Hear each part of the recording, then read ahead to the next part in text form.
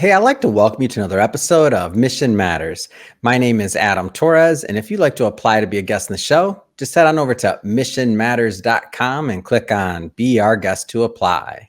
All right, so today I have Shawn Denney on the line, and he's a growth strategist over at Intero Digital. Shawn, welcome to the show. Thank you very much, Adam. All right, Shawn. So we got a lot to talk about today, man. A lot of business owners, a lot of entrepreneurs, a lot of executives that listen to this. And we're going to talk about testing business and marketing ideas for growth. Who doesn't want growth, especially profitable growth? We're going to get into that and more. But before we do, we'll start this episode the way that we start them all, with what we like to call our Mission Matters Minute. So, Shawn, at Mission Matters, we aim to amplify stories for entrepreneurs, executives, and experts. That's our mission. Shawn, what mission matters to you? I think when someone's really passionate about their vision, their mission, their company, that's really important. And so what matters to me is helping them bring those missions, those values to life. And that's what we do at Intero Digital, is we don't see ourselves as a vendor. We are a company that becomes part of your team. So your mission becomes our mission. Your goals become our goals. It's awesome. Well, love bringing mission-based individuals on the line to share why they do what they do, how they're doing it, and really what we all learn from that, so we grow together. So just diving right in. I mean, when did you get interested in even this concepts of growth? I mean, obviously you're a growth strategist in your day-to-day, but like, where'd all that come from? So I started out in marketing over a decade back, and I thought it was fascinating just to see what is someone interested in. And if you look at marketing and business over time, what worked one day doesn't work the next day. Or space it out. It's not day to day, but you get what I'm saying. With over time, things change. And I thought it was fascinating to say, okay, well, what's going to work today? And how do we set ourselves up for future success? Because what we're doing right now isn't going to continue with that. And then how it all plays together, because doing one thing isn't enough. You have to do a lot of things very well to be a successful business. And Shawn, a lot of people have, trouble with change. So even when you say something like what worked today may not work in a year or a month or 6 months or whatever, like to me, that's just part of the landscape, and that's just part of the deal. Because if it worked permanently, like long term forever, like everybody would be doing it, right? But there isn't any magic like that. There's true things you can do. There's systems you can build. There's practices, and there's strategic ways to grow. But it's not always going to be the same thing. How do you handle that conversation with clients or otherwise, or even yourself for that matter, about like just growth and like what that looks like? So it really comes down to looking at and truly evaluating what's working for you right now, and why do you think that's working, and what's not working for you. And you have to be honest about that through that conversation with yourself or with customers or anyone else. And then as you're looking at it and really taking that deep dive, okay, if it's not working, what do I need to change? What is working? Let's keep doing that for as long as it is working. But you can't be stuck in your ways, and it's a cycle of what's working, what's not. Let's change what's not working. And then it just repeats and repeats and repeats. Yeah. One of the things that that people are sometimes uncomfortable with, but to me, I mean, I love it. Like I learned pretty early on that if we're not testing something new, even if it doesn't work, we learn something, like period. Like there's always a learning going on. Like, what are your views on testing, and where does this play into the equation?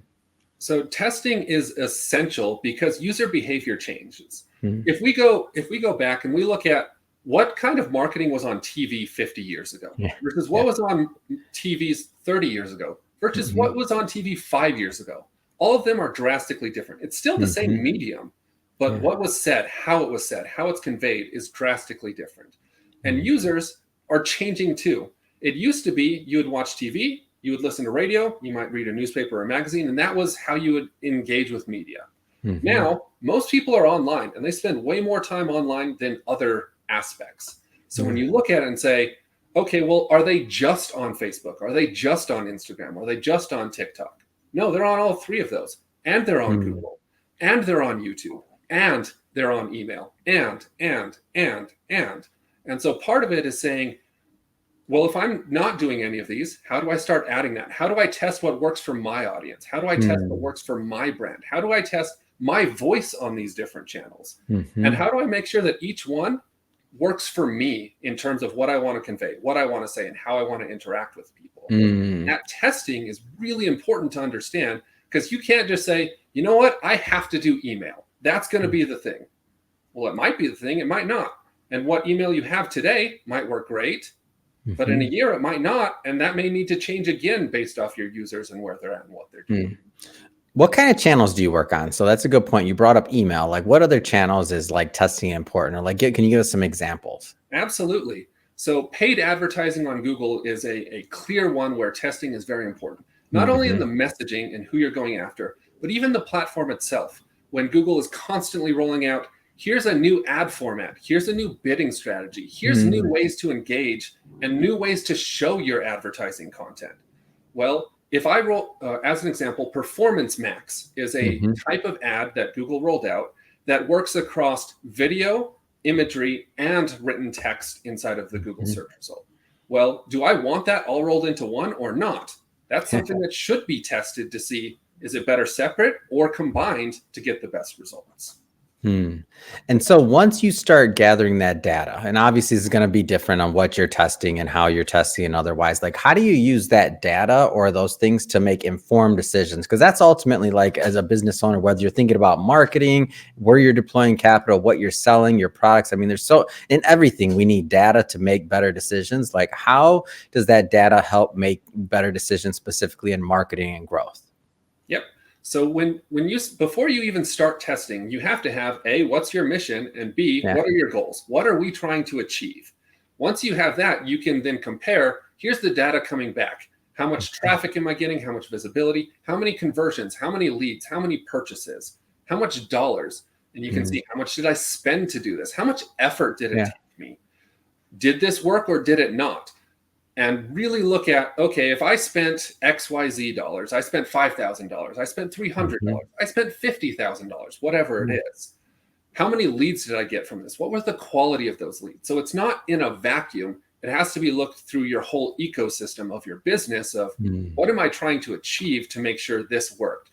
And it shouldn't be done from one person. This is a conversation between marketing, between sales, between operations, between that whole business of this is what we're doing. Here's the time frame we did it. Did we feel any changes? Did we see any changes? Our leads were up, but revenue didn't.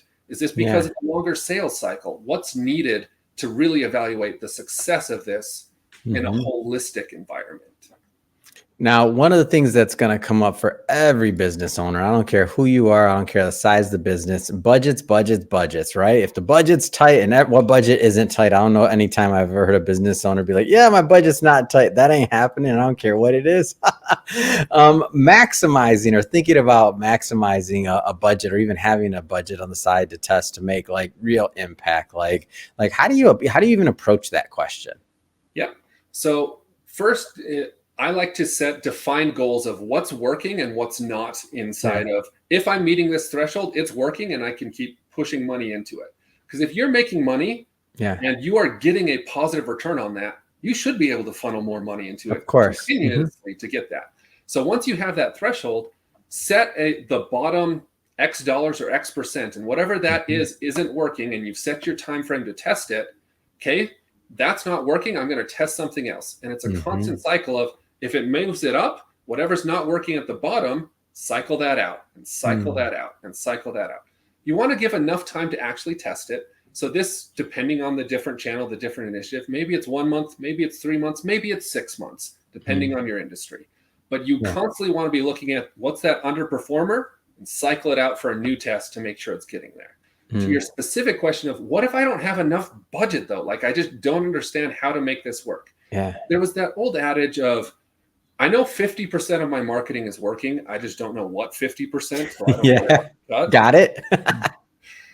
You have to then say, okay, well, where do I feel like I can either add a little bit extra, or where can I say, I can take a little bit off the top here and a little bit off the top to push that further. Marketing is how your business grows. I know it's one of the first things that's usually cut when budgets get tight. It's also the thing that's going to push it when you have that capital to make it happen. So one of the most impactful decisions you can make as that business owner is committing to having that marketing budget and that testing budget as part of it. Maybe it's 5%, maybe it's 10%, but just setting that goal for yourself and sticking to it. Yeah. Talk to me a little bit more about Intero Digital, maybe some of the things you specialize in overall. Like talk to me a little bit more about the company as well. Sure. So we are a full service digital marketing agency. We've got multiple offices across the United States in California, Utah, Colorado, Ohio, Missouri, and potentially expanding from there. And we specialize in that holistic approach to digital marketing.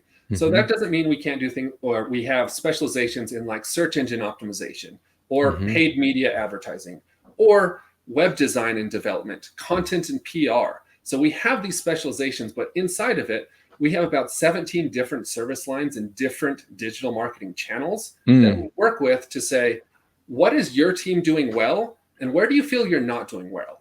Where can we augment you to make this work for everyone and hit every stage of that buyer's journey, of that consumer journey, to make it an effective engagement, so that from all the way from awareness to retention, even after they've become a customer of yours. And there's an innovation lab as well too, right? Like talk to me a little bit about that. Yep. So one of our divisions is called Innovation Labs.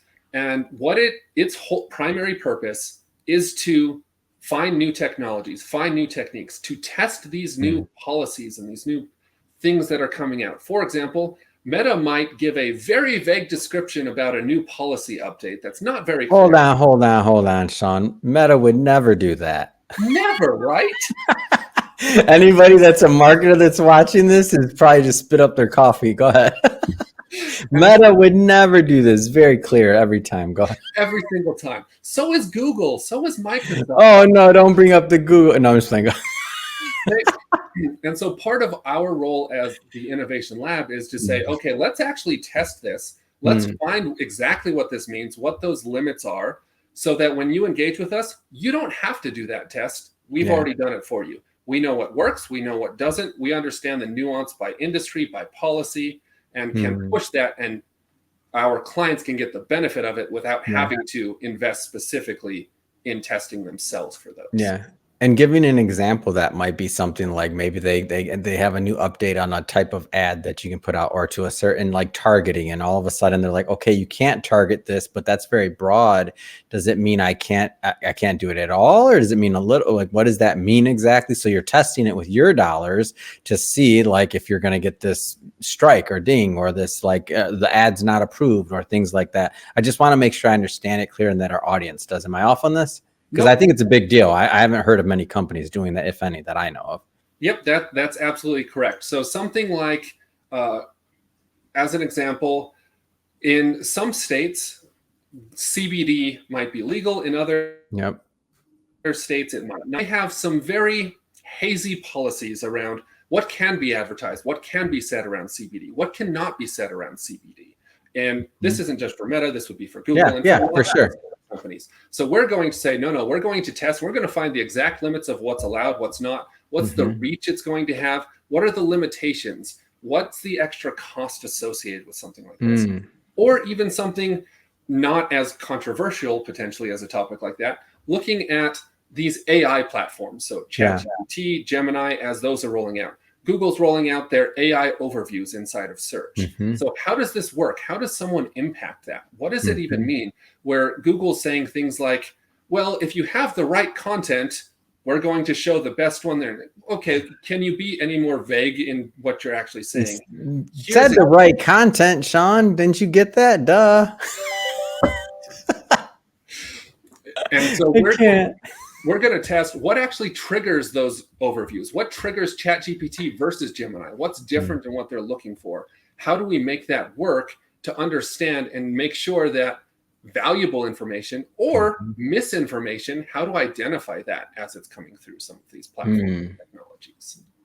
Yeah, it makes so much sense, and it does show, forward thinking from the company. And you brought up AI, so I can't let you put that on the table without going further. Like how is that being used in terms of like whether it's Intero Digital, like currently or future, or just like what kind of conversations are being had? Because I'm sure just it's forward thinking company. You guys are doing something. Oh, absolutely. So AI is changing the way that search is happening, and people are interacting with gathering internet or information off the internet. So Yeah. when someone's using a search engine, it doesn't matter what search engine, whether that's one of the new AI search engines or a classic one like Google or Bing, they're coming with a pain point. Wow, isn't that interesting that we're talking about it as a classic one now? Yeah, or a wow, continue, but that's like that's already new. And you're right. More and more people are saying that like our lexicon has already changed, whether we like it or not or otherwise. That's already now classic. Go ahead. But that just blew my mind when you said it because I keep hearing it. Obviously, I do a lot of interviews. I talk to a lot of people and I keep hearing it. I'm like, wow, that's already like classic. And we're already thinking in that manner. We've all shifted. Whoa. Yep.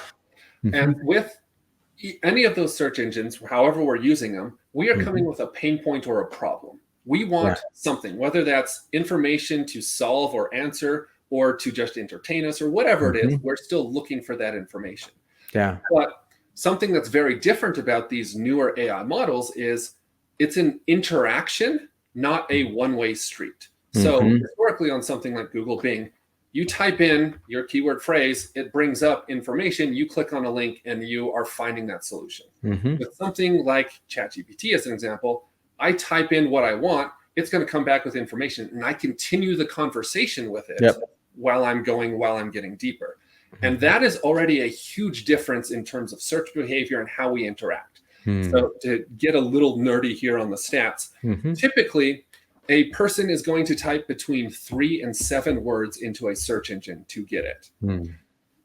For something that is voice search related, so when we talk into our phone or we yell at Alexa to actually search for us, that jumps up to about 16 words. When we are interacting with something like ChatGPT or Gemini or Perplexity or any of those, it becomes closer to 100-word conversation that we're having with the platform to get that information back and refine the nuanced answer that we want from it. And that's only just started within the last year. That's going to continue to evolve for how we interact with things, how we talk to it, what information we get back, when we get it back, and the form that it comes in. So now, how is this affecting some of the decisions that you're seeing people make when it comes to their marketing and to their growth? Like, how is that affecting it? This change in this shift? It is just starting out, but absolutely yes. Because as people are shifting off of Google and going over to ChatGPT or Gemini, that also means businesses are now saying, but how do I be on that platform? I want to still be relevant. I still want to be there. And even inside of something like Google search, it's changed its layout. It's changed its format in the search engine results page quite dramatically with lots more features than it used to have, with video carousels and image carousels, and people also ask, and Quora's becoming a more prevalent part of it. Reddit's becoming very popular as a core feature of the search result. So what used to just be, hey, I would go to Google, I would get my answer. It's now, how do I impact this entire ecosystem to make sure I'm prevalent wherever someone's searching and finding me? Which is interesting to me because I look back at, and when I say this, some of the younger people are going to be like, what is he talking about? But if you've been in this long enough, I remember when Google Business and just adding, like having to have your business having its own page on Google, that was a big deal. There was a lot of people that made a lot of money setting up businesses with Google, just Google pages for their businesses and listings. And those that were early adopters and figured it out, some of them made some real money based on being findable on search and otherwise. Let's just say classic search. They made some real money because their competition that wasn't paying attention and maybe, took 5 years or whatever the amount of time was. And there are some people that still haven't and still don't realize they're losing leads because their Google page isn't like legit, their Google business page, and they're not findable. Like, that's a very simple example. And that's kind of like where I think of it in my head of where it started. But those that adopt this and start thinking about this kind of stuff sooner, those that are they're gonna just naturally show up first. They're gonna get like, they're gonna be showing up more on as valuable content for the end user, which is the person that's searching or interacting for that particular business and or service and or piece of content or information.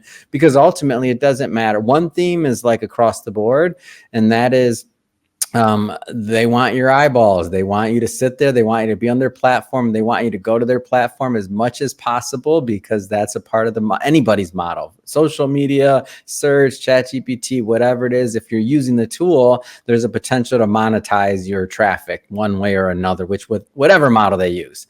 So for the business owners who are kind of ignoring this, it's like, don't let this be another like Google business moment. If you ignored that too, and then you ignored this and that, like, it's just because this one, I mean, my belief is that it's just going to happen faster. And that's going to be, so then it's not going to be a difference of like, you just decrease pretty slowly. It's going to be you wake up one day and maybe you were getting a certain amount of lead flow online, and now it just disappeared out of nowhere, and then the switch was just shut off and you don't know why, and you're trying to now think it's branding or connecting with the client or this, that, which it might be, who knows, but probably not if it's just an abrupt like turn off of lead, which is possible. It's possible. Not I don't know if it's probable, but it's possible for those that don't choose to stay up to date. Very much so. And the user behavior is only going to continue to evolve with it. Yeah. So this is not something where, and I'm not just talking AI, I mean the of course, ecosystem. This is not something where it's that's a nice to have. This is on the path to, this is necessary for the future of business. Yeah. Well, Shawn, this has been a lot of fun having you on the show and getting into just growth and what's going on there. What's next for you? What's next for Intero Digital? Like, talk to me about what's next on the plans on the horizon.